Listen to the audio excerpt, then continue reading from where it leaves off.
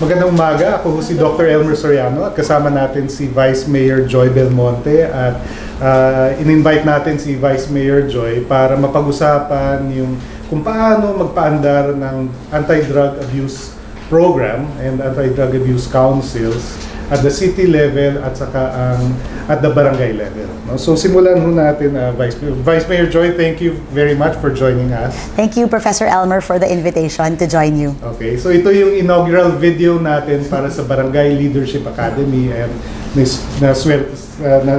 swerte tayo at ang first interview natin is si Vice Mayor Joy. So Vice Mayor Joy, pakikwento naman ho kung paano nagsimula yung QC ADAC and then ano yung daloy, ano yung kwento, ano yung storyline nito hanggang ngayon sa 2018? Well, una sa lahat, yung anti-drug campaign ay nakasalalay talaga sa pagiging functional ng isang ADAC, no? Sa bawat LGU.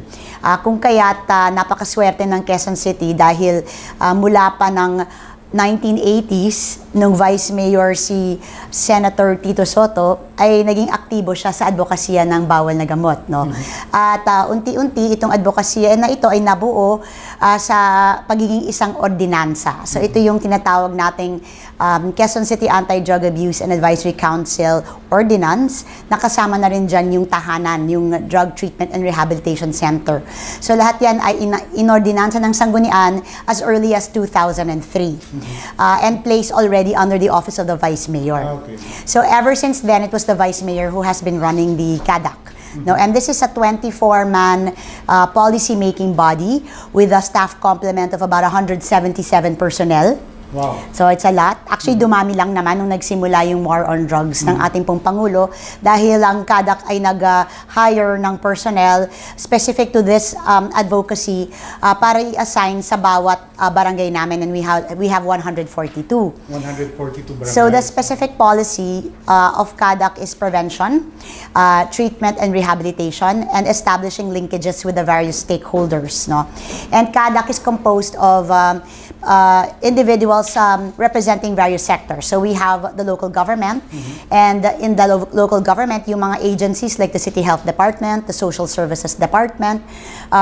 We also have legislative members like the committee chairman of social services, of health, of dangerous drugs, and I think we are the only city where we have a chairman or a committee on dangerous drugs, no? And coincidentally, that is headed by the son of Senator Soto, that's Gian Soto, because he wanted to follow his father's advocacy, no? So we have that, second generation siya.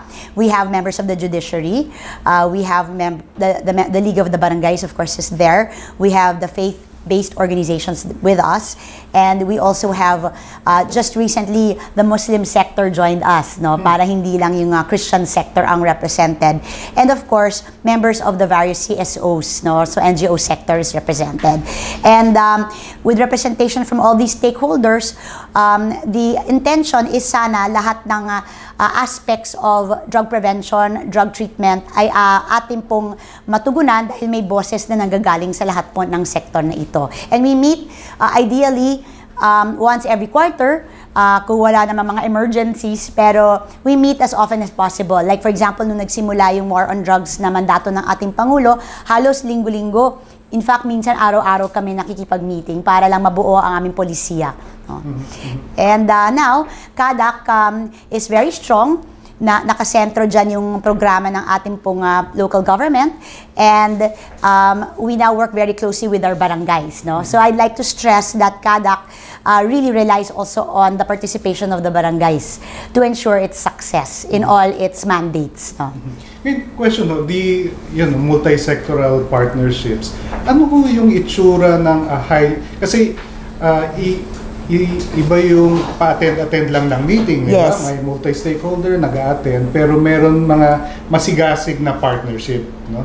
Ano yung itsura ng highly functional na partnership kaysa kumpara dun sa pa-attend lang pero pag walang meeting hindi mo naman nakita? Ano yung itsura, ano yung galaw ng isang partner, stakeholder like church or ano, na nagiging makabuluhan at malakas yung partnership na yun? Well, actually, happy ako banggitin na siguro sa nakaraan, masasabi nating hindi highly functional ang ating badak or ang ating kadak, sorry. No, so yan yung sinasabi mong pa-attend, etc. Pero nung naging number one priority kasi ng Pangulo ito, ay in-ensure natin na yung participation ng ating mga stakeholders ay highly functional, meaning yung issues are brought up during the CADAC meeting. So halimbawa, nag-bring up ng issue with regards to the judiciary o yung proceeding sa courts o yung clogging of the courts dahil sa dami ng mga kaso. We have individual meetings with them afterwards, no? Okay. So iba yung multi-stakeholder meeting na marami, tapos nagwa-one-on-one. So binibring up lahat ng issues, okay, tapos ang CADAC, nagsischedule naman ng meeting. So halimbawa, nandyan ang issue ng judiciary, then we meet intensively with the judiciary to come up with policies for that aspect. Halimbawa, nag-bring up ng issue yung Liga ng mga Barangay President. O tapos doon naman tayo magfo-focus ngayon on policy making for the BADACs. Ganon din sa DOH. Halimbawa, may health issues. Okay, then we make partnerships. At lahat yan ay, kung kailangan maggawa ng memorandum of agreements, we will craft memorandum of agreements to ensure na hindi lang one-time, big-time meeting, kundi may sustainability, may carry through until the end, until the intention is actually reached, no? So that's how we do it, no? Question. Yes. So, kung kunwari, since 2016, di ba, Yes. nag-intensify, ilang memorandum of agreements na related to your CADAC yung natahi-tahi? Because in malaking city, ilang partners nyo, ilang memorandum of agreement roughly? I'm just curious. Well, I cannot even count at the moment. I'm sure I have the counts in my files. Pero we have memoranda with the Psychological Association of the Philippines because they helped us do the modules for our community-based treatment. We have memoranda with the San Miguel Corporation because they are the ones who have committed to hiring our recovered drug dependents. We have memoranda with various job recruitment agencies who have committed to hiring recovered drug dependents. We have memoranda with their schools, with the ALS. We have memoranda with the churches, no? So we have memoranda with civil society. So, bawat partner, parang papalalimin yung relationship, Yes. yung usapan. And we make sure na yung memorandum na yan, okay, meron kaming responsibilities, sila rin may responsibilities, and then later on, we evaluate the success of the partnership. So it doesn't end with just signing, pero after that, may monitoring, may evaluation as to how successful this partnership has been. No? So, ganyan kalalim at ganyan ka-functional yung CADAC namin ngayon. Question. So, madaming universities dito sa Quezon City. Meron ba kayong partner na university or academe? And ano yung role ng local academe sa ganitong may trabaho ba sila dyan? O wala silang dapat, wag nilang pakialaman itong drug na yan? Well, yung sa hanay ng mga higher educational systems natin or like colleges, Ateneo for example, yung Psychological Association of the Philippines is housed in the Ateneo. No, so they helped us craft our modules like I mentioned earlier. No, then we have NSTP. So yung mga NSTP students ng UP, ng Ateneo, ng Trinity, ng iba-ibang colleges, they work with us towards information dissemination sa kanilang mga estudyante, no? So we have that kind of partnership. We also have something called the Barkada Contra Droga. This is a preventive program that we established, which is led by or composed of school leaders as well as community youth leaders. No, so it's for the youth. So we have youth leaders na student leaders and community youth leaders. No, and the objective of the BKD is to ensure that our young leaders will make it a priority to help their peers avoid the use of illegal drugs. So yan ang partnerships namin with our schools, no. And marami din mga professionals, psychologists, medical professionals coming from the universities that volunteer with us, no. So I'm happy to say here in Quezon City, our program is really participated in by all sectors. Even the Filipino-Chinese Chamber of Commerce is active with us, no, in terms of absorbing, let's say, potential employees from among our recovered drug dependents. They work with us as well, no. So you name it and they're with us. Pero yung siguro number one partner namin is of course the church now, no, because they're very active. Here in Quezon City, we work very closely with the Diocese of Cubao and the Diocese of Novaliches. We also work with the Islamic groups. No, we work with the Born Agains. We work with the INC. No, so the church, no matter what religious denomination, is active as well. And I think that's the strength of Quezon City at the moment, because when you're talking about recovered drug dependence, really the spiritual aspect cannot be separated, no, from their commitment to change their lives. So.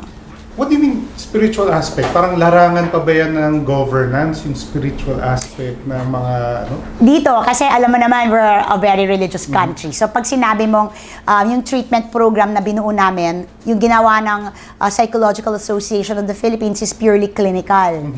So nandyan yung mga clinical aspects. Yung barangay, they have their own physical components, no, yung Zumba sila or may physical activities. And then the barangay complements whatever we offer with their own. So meron din initiative yung barangay, no, towards addressing the issue of recovering drug dependence. Pero alam mo naman, because we are highly religious, binabalik, nililink up natin lagi kasi yung paggamit ng bawal na gamot, which is a vice, o isang bagay na paglihis ng landas, kumbaga sa tamang landas, to spirituality. That they need the strength coming from the Lord para sila ay makaiwas, para sila ay maging committed towards a renewed and drug-free lifestyle, no? At alam naman natin na effective yan sa ating mga Pilipino. No? So, hindi po natin pwedeng ma-divorce yung spiritual aspect, no? At syempre, hindi lang naman lahat nasa intellect, talagang napakalaki talaga nung yung commitment na nanggagaling sa sarili mo, no? And the church provides that for us. Okay. So, we expect na may mga manonood rin dito, mga vice mayor sa mga munisipyo sa probinsya, no? Mayor, vice mayor, may MADACs, Municipal Anti-Drug Abuse Councils, mga iba maaaring nangangapa pa, no? How to move forward. Anong 3 tips ang mabibigay niyo sa mga kapwa nyo sa city or municipal LGU as they start na papalalimin yung MADAC or CADAC nila? Ano yung parang lessons learned or tips na mabibigay nyo sa? Well, first of all, if your CADAC is not under your vice mayor, as is the case with many LGUs, apparently nasa ilalim ng mayor, tapos dinidelegate lang niya, I would number 1 suggest that to get a very committed head of your ADAC. No, kasi it all starts with the political will and the commitment of the head. So your executive director must really be an advocate against so this. Full-time executive director. Oo, hindi pwedeng part-time lang siyang head ng ADAC. Kailangan talaga, ito na talagang advocacy niya. Nakakatulong talaga yan. And when you have a leader like that, everything will follow kasi lahat ng mga stakeholders will want to work with a very dynamic, active, and progressive leader. No, that's the reason why here our CADAC is very active, very committed. Lahat ng stakeholders willing naman makipagtrabaho. So that would be the first. The second is, of course, engage. Talagang reach out. Reach out to all the stakeholders, no? Kasi every sector has something to contribute, no, to the success of this campaign, no? Like I mentioned, the academe is there, the business sector, the private sector, the NGO sector, lahat yan. Pag tinawag mo lang sila, lahat yan willing tumulong talaga. Kasi itong issue ng bawal na gamot touches every life. Is something that is close to every person in a very personal way, I think. Kaya hindi kami nahirapan dyan. And of course, sa pagpapalakas ng mga barangay, you have to show your barangays that you are willing and committed to help them. Dito sa aming CADAC, for example, meron tayong binababang programa, yung tinatawag na IDAPS, yung Integrated Drug Abuse Profiling System, where we wanted to profile all of our surrenderers. So we asked our barangays to do it, but they lacked manpower. They lacked resources. So kami mismo sa lungsod, hindi natin pinapaubaya sa kanila yun, nahirap na nga sila. So kami na yung nag-shoulder ng cost para magkaroon sila ng ganong klaseng personnel because we believe it was an important component of the program. So the barangays will be active, they will be very cooperative, they will be excited if the city, they can see that the support from the city is very strong. And I think that's one thing that I think the number one tip, support your barangays, because at the end of the day, the success will come from how successful the barangays are in dealing with this project or this program. No. So here in Quezon City, gusto ko lang magyabang ng konti. So we have 142 barangays. I think 133 before the war on drugs started were affected. No, of the 133, maybe 44. Something like that were highly affected or intensely affected. And now, we have 21 drug-cleared barangays. We have 5 scheduled to be declared drug-free by the end of this quarter. And lahat ng mga highly affected, naging moderately affected na lang, no? So, meron din tayong incentive programs for our barangays. Like now, sabi ko nga, napakahirap i-drug clear yung mga highly affected, bigla na lang zero. Impossible yon. Yung mga malalaking barangay namin like Payatas, Commonwealth, Holy Spirit, where there are hundreds of thousands.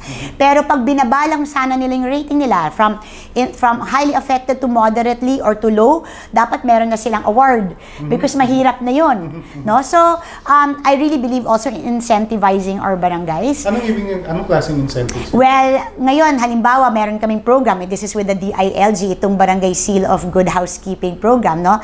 And one criteria to make sure na matanggap nila yung award na ito, which has a cash prize, of course, of about 500,000 para sa huwarang barangay, and I think yung dangal, or is it the other way around? Baka yung dangal yung 500,000, yung isa 200,000, is a highly functional badak. No, so kung hindi highly functional yung badak, automatic disqualified sila from receiving this award.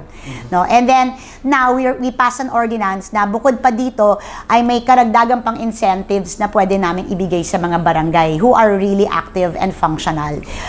So we are in the process of consulting with our barangays kung ano ba yung mga incentives na gusto nila. If it's a cash incentive, if it's in kind, if it's in any other way, we will be consulting with them. No? Nasa first reading pa lang ito eh. So yung consultation stage ay gagawin pa lang namin. But I believe in that because kahit papaano, kahit nga award lang, na isasabit lang nila sa labas ng kanilang barangay hall na sila ay drug cleared or sila ay highly functional, badak, alam mo, para sa mga barangay, napakalaking bagay na yan, no? To be recognized for their efforts. And for me, I believe in recognizing hardworking and effective leaders in the barangay level. Okay. Sige. So that wraps up the first part of our yung interview.